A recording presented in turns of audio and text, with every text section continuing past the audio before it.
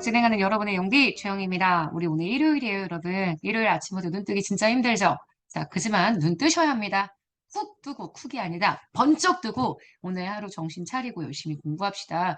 일요일이 한 8번 정도 지나면 시험입니다. 그래서 지금은 여러분들이 지치실 때가 아닙니다. 계속 스퍼트를 내서 계속 달려주셔야 돼요. 파이팅!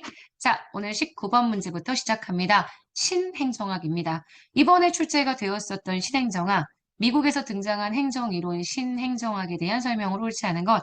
일단 행태주의에 대한 비판 성격이 진짜 크죠. 행태주의를 비판하는 과정에서 신행정학이 등장을 하죠. 행태주의가 이전 미국 행정학, 사회적인 문제 해결에 대한 그러한 대책을 세우지 못했다라는 것 때문에 미국의 미노부룩이라는 곳에서 회의를 열죠. 회의 열고 난 그 다음 채택되어 있는 논문집의 이름이 바로 신행정학을 지향하며 그래서 거기에서 등장한 표현입니다. 그래서 신행정학은 하나의 학문만을 설명하는 게 아니라 이 신행정학 이 내용 내에 굉장히 여러 개의 학문들이 묶여 있죠. 그래서 후기행태주의, 현상학 다 신행정학의 흐름으로 보셔야 하고요. 신행정학은 미국 사회 문제 해결을 촉구했지만 당시에 비슷한 시기 발전행정론이 있었죠. 제3세계 근대화에 관심을 가졌습니다. 둘 다 같은 새 일원론의 특징을 가지고 있기 때문에 정치행정 일원론의 특징을 가지고 있기 때문에 문제가 비교하는 형태의 선지를 설명했고요. 자, 신행정학은 정치행정 이원론이 아니라 일원론에 입각해서요. 뭔가 가치지향적인 행정학을 했고요. 오히려 이 표현 정치행정 일원론의 이원론에 입각해서 독자적인 행정이론 발전 요거에 관심을 가졌던 것은 아시겠지만 요거는 행태주의의 특징입니다. 신행정학은 가치에 대한 새로운 인식을 기초로 규범적, 마땅히 해야 하는 것들을 찾죠. 처방적, 사회에 대한 문제 해결을 위한 처방적인 성격의 연구들을 강조합니다. 그래서 3번 맞는 선지고요. 4번 왈도가 주도한 1968년 미노브룩 회의가 태동하게 됐던 계기였습니다. 맞습니다.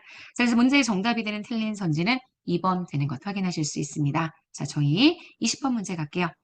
개발도상국 주요 이론 어떤 걸 해야 할까 굉장히 고민했습니다. 우리 체제론도 너무 힘들어 하시고요. 그 다음 생태론, 비교 행정론, 발전 행정론 너무 많잖아요. 근데 그냥 제가 볼 때에 요새 그나마 선지로 출제가 되는 건 생태론. 아시겠지만 행정을 생태계의 개념. 생태계에 존재하는 여러 환경적인 맥락이 있고 그 안에 행정이 있고 마치 유기체가 생태에 적응하는 것처럼 행정 역시 행정의 환경에 적응하는 형태. 그래서 이 생태론이라는 거는 자연환경, 문화적인 환경을 통해 행정 현상을 설명하려고 했었다라고 얘기할 수 있고요. 이 생태론의 접근 방법을 처음 도입한 게 가우스, 그다음 리그스. 리그스는 이걸 통해서 비교 행정론까지 설명을 하죠.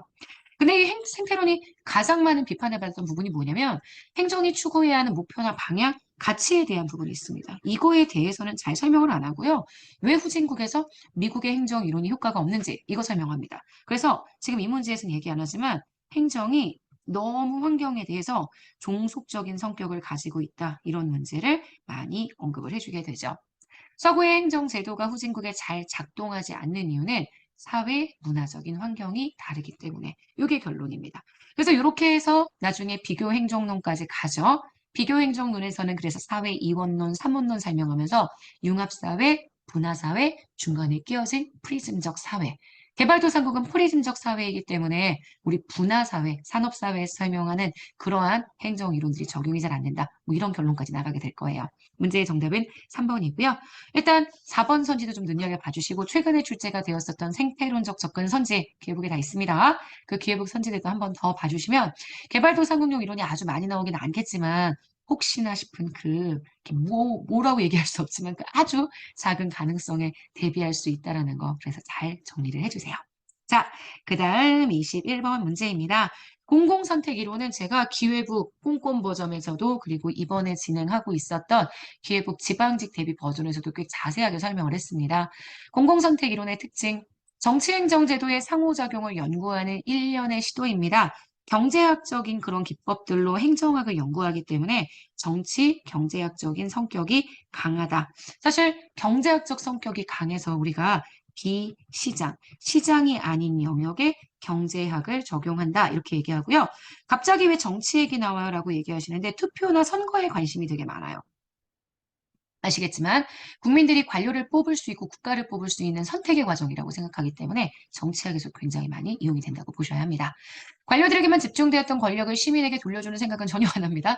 이런 거는 거버넌스 개념이고요. 그냥 얘네들이 생각했던 건 관료가 독점이야. 문제야. 정부 조직이 서비스를 독점했던 건 문제야. 그래서 정부가 약간 경쟁적인 형태의 정부.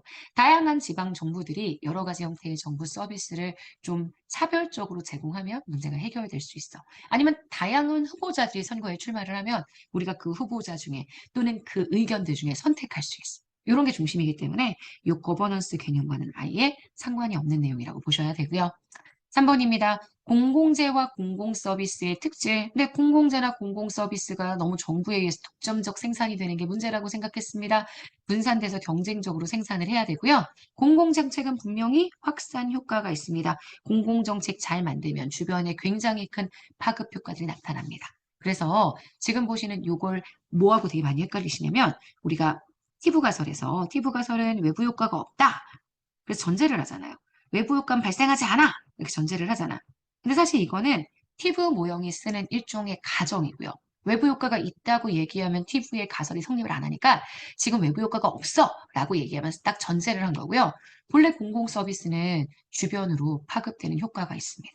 경합성도 없고 배제성도 없기 때문에 주변으로 파급되는 효과가 있고 그래서 경쟁적이 되지 않으면 생산되기가 어렵기 때문에 좋은 생산이 나타나기 어렵기 때문에 경쟁적인 생산이 필요하다. 이렇게 설명했어요. 그래서 지금 요거는 공공선택이론 전체가 강조했었던 내용, 티브 가설은 지금 보시는 요거 외부 효과가 존재하지 않는다라는 전제를 설정했다는 내용까지 같이 봐주시면 됩니다. 정부 실패의 원인은 정부 관료제가 공공재의 생산과 공급에 있어서 독점적인 영향력을 행사해서 문제다. 이게 지금 보시는 공공선택이론의 결론입니다. 그래서 공공선택이론은 이러니까 정부 부문이 독점성을 좀 줄이면 경쟁적인 성격을 띠면 문제를 해결할 수 있다고 보죠. 자, 여기까지 해서 우리 오늘 문제 지금 내용들 봤고요. 정답이 된 틀린 선지는 2번인 것 확인하실 수 있습니다. 여러분 일요일 정말 잘 보내세요. 힘내시고요. 휴일날 공부하시는 자 복 받으실 겁니다. 정말 오늘 배운 내용들 시험에 다 나올 거예요. 오케이? 오늘 저랑 한 내용도 그렇고요. 하루 종일 공부하신 내용들도. 그러니까 힘내서 일요일 잘 보내고 내일 아침 월요일 날 다시 새벽 6시에 만나도록 하겠습니다. 여러분 안녕. 아, 오늘 하루도 여러분 거예요. 안녕.